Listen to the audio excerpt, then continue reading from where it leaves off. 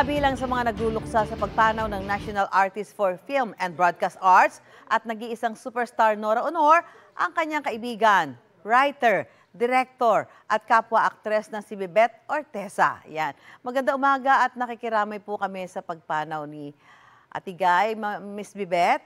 Kumusta po kayo ngayon?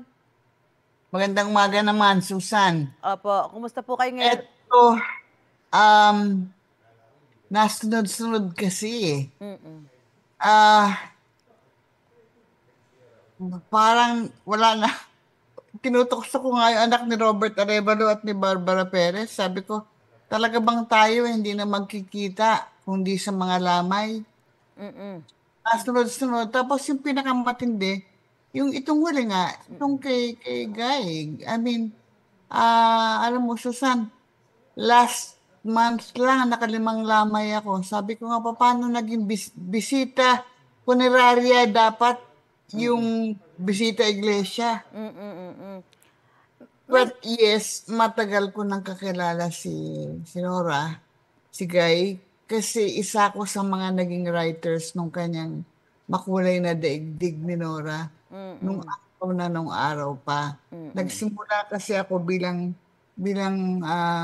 writer sa KBS. Pagkatapos noon, meron kaming nasa News and Public Affairs Department ako. And then I would may curfew kasi noon eh.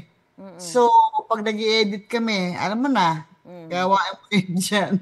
Pag nag-i-edit kayo ng mga material, inaabot kami ng gabi, nakakapag-ikot ako sa mga studio. Nung araw kasi sa RPN, KBS, ang mga comedy shows, sa umaga yung kila Pugo, kila Patsy, ganyan. Tapos, ang sa gabi, yung mga drama shows. Oo. John and Marcia lang ang comedy show na tinitape sa gabi, and even then 10, 10:30 tapos na sila. Pero pamorningan yung yung mga drama shows at oo, mga kaibigan kong EP, kinuha ako dahil nandun ako nag-editing bago ko nagkaroon ng konting pangalan. Ako palagi yung kung hindi sekretarya, yung doktor na lumalabas ng clinic na nagtatanggal ng stethoscope at umiiling, yung mga ganon. And that's where I met Nora Honor. Miss Bebet, kailan niyo po huling nakita o nakausap si Ate Guy? Nanood siya ng play na ginawa namin ni Carlito sa Cultural Center. Naroon siya. Pinost nga ni Carlitos yung picture nila na magkatabi. And then, there was a time nandito siya sa bahay dahil nagkaroon kami ng despedida party para kay Baby K. Jimenez. Andito siya. Andito rin nung araw na yun si Manang Inday, Susan Roses, Pempe Padilla, Sila Boots Anson. So, she was here. And, true to form. Kay, di kinumbida kasi nga siya si Baby K, no? Kaibigan niya yun.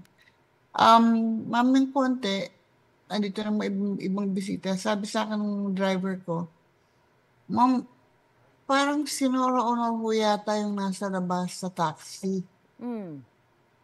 Nagulat ako. This is about mga 2017, 2018, mga ganyan. Lumabas ako. Okay. Ba't ka pumasok? Ba't di ba sinabing wala kang masakyan? Sana pinasundo kita. Ba't niya? Ayoko makaabala eh. I mean, can you imagine? At bilang katrabaho niyo po sa industriya, paano po magtrabaho ang isang Nora Honor? I've done, as an actress, 2 movies ang ginawa namin together. Mahal Mong Mahal Ko sa Baguio, na ang kasama si Tirso at saka si Christopher De Leon. Ang mga supports ako, Rosemary Hill was there, Lily Miraflor, Sandy Garcia, and then Little Christmas Tree with FPJ and Chichay. Yun bilang artista. But nung nag-artista na ako, dun sa ibang scripts na sinusulat ko, for her. Natanong ko siya isang beses. Sabi ko, paano ka nagko-concentrate, sabi ko, sa isang eksena, yung emosyon, paano mo nahahawakan? Tapos, wala. Sabi niya, naka-focus lang ako, nakatuon lang ako, kumbaga. Mm-mm.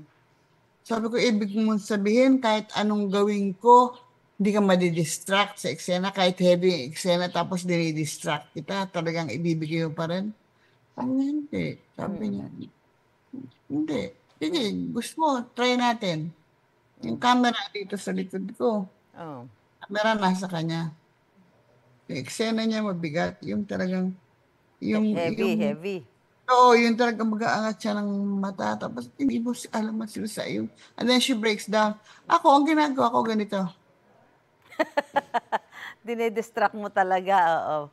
Pero hindi. Alam mo, Susan, hindi siya na-distract. Binigay pa rin niya yung kailangan na eksena. Umiyak pa rin siya.